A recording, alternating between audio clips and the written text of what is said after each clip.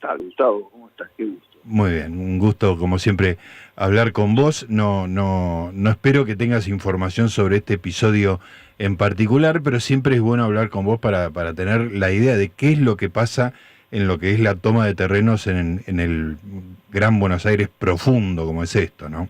Sí, igual más o menos, a ver, haciendo un seguimiento de la información transmitida hasta el momento, más o menos uno se puede dar una idea, ¿no?, de lo que ahí ocurrió y cuáles son los principales operadores. Pero sí, es un problema que ya lleva muchas décadas y que constituye esa forma anómica de urbanización que cobró el Gran Buenos Aires a partir de los años 80, 90 y hasta el día de hoy. Claro. Y de los videos que uno ve y además de la descripción de que ser una tosquera, me da una sensación de marginalidad muy extrema, como que no parece un lugar habitable, digamos, que si vos instalás ahí un proyecto de vida a partir de la compra del terreno y una construcción, tiene que ser de una precariedad muy, muy grande, ¿no? No, vamos a partir del hecho de que en este tipo de situaciones y esta modalidad de urbanización se diluye la idea de propiedad privada. Claro. Estamos ante una propiedad eminente que pertenece a alguien o a alguienes que, bueno, ejecutan después su autoridad y su potestad de distintas maneras y distintas secuencias. Acá se habla, por ejemplo, de los delegados, ¿no? El delegado, evidentemente, es el jefe de es el jefe de una banda, pero que a su vez subordina a otras bandas más, donde tenés de todo un poco. Y en general las bandas son grupos colectivos, familias extensas, pueden ser organizaciones religiosas, grupos políticos, bandas delictivas, ¿no? Ahora, el tema es que, bueno, a veces hay conflictos entre ellos alrededor de la extensión de los terrenos o alrededor de la extensión promiscua de alguna zona, y eso genera choques armados, y esos choques siempre producen muerte. Lo que pasa es que esta vez cobró gran visibilidad, pero siempre hay muchos muertos que finalmente terminan diluidos en el concepto de riña, pelea en riña, ¿no? Asesinato en riña, y finalmente no se va a ninguna parte. Pero este es el producto de esta disputa salvaje por la tierra en esta subcultura donde la propiedad privada no existe y donde, bueno, hay gente que vende. Yo he estado haciendo acá una nómina, ¿no?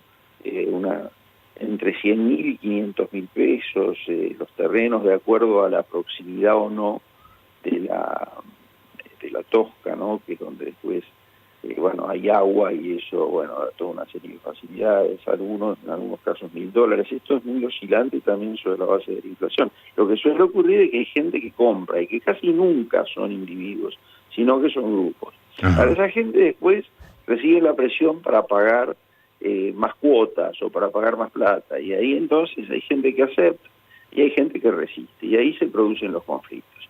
Hay casos también donde son grupos más reducidos, menos armados, y bueno, donde la banda del delegado puede ingresar, echarlos a todos a patadas y reocupar, ¿no?, con otra banda. Así es este reino salvaje, ¿no?, que caracteriza un poco el Gran Buenos Aires.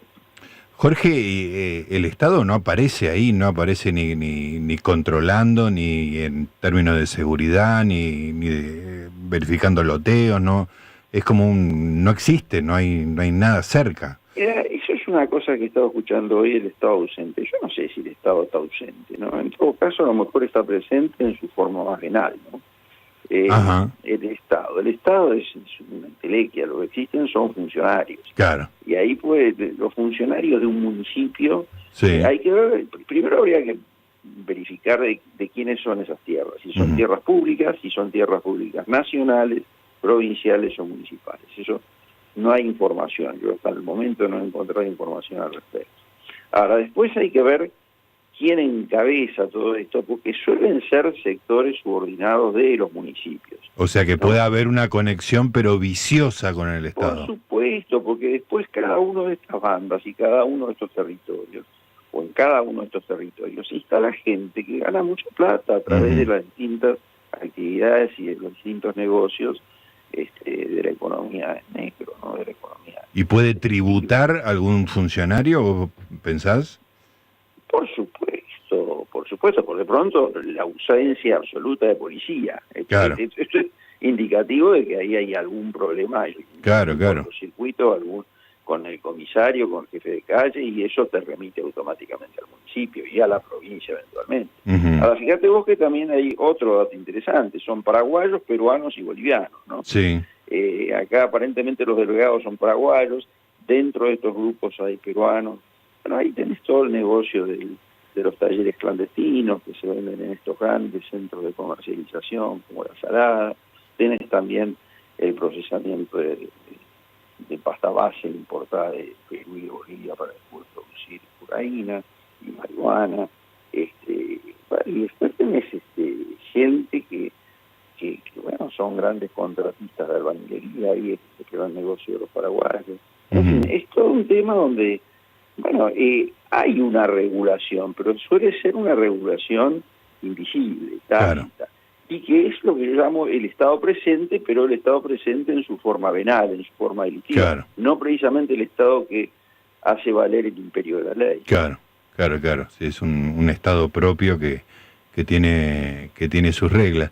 Exactamente. Sí, o mejor dicho, hay una justaposición entre los códigos, que son las reglas que rigen a estas comunidades, y la ley, que a veces se cumple, a veces no se cumple, o se produce una mixtura, que hay gente que pide justicia, y al pedir justicia piden Estado, piden ley, pero al mismo tiempo ellos no la practican, ¿no? Ahí, por ejemplo, hay una gran disputa, estaba viendo alrededor de la zona, es casi siempre muy conflictivo, ¿no?, de las zonas comunes, un comedor, una plaza, ¿no? Y el tema es que, bueno, muchas veces los delegados o los que están a cargo de una región no quieren que eso, digamos, se urbanice, o mejor dicho, se libere, digamos, que esos pulmones existan, porque cuanto más tierras se vendan mejor y cuanto menos presencia haya de elementos externos mejor, porque como son negocios secretos y son clandestinos, claro, entonces se repele todo eso. Ahora hay gente que quiere abrir esos lugares, ya sea para divertimento de los chicos, y bueno, ahí se producen esos conflictos. Bueno, Jorge, como siempre, un placer hablar con vos. Es una situación muy realmente llamativa. Vos decís que el nivel de violencia por ahí sucedió otras veces y por ya sea por imperio del video, de los videitos de los celulares, tomó estado público, pero que esto puede ser más o menos costumbre. Mira, esto ocurre siempre, esto ocurre centenares de veces por año. Lo que pasa es que la visibilidad o no depende de toda una serie de circunstancias. Acá alguien llamó a un medio, el medio fue y ahí se viralizó. Es lo mismo que pasó con este chico que han matado ahí en Santa Teresita. Bueno, dio la casualidad que alguien filmó. Sí, hay un eco en algún lado. ¿Cuántas situaciones de esta hay por semana, en enero, en todos los balnearios de la zona? Bueno, muchísimos, y no se ven ni ocurren.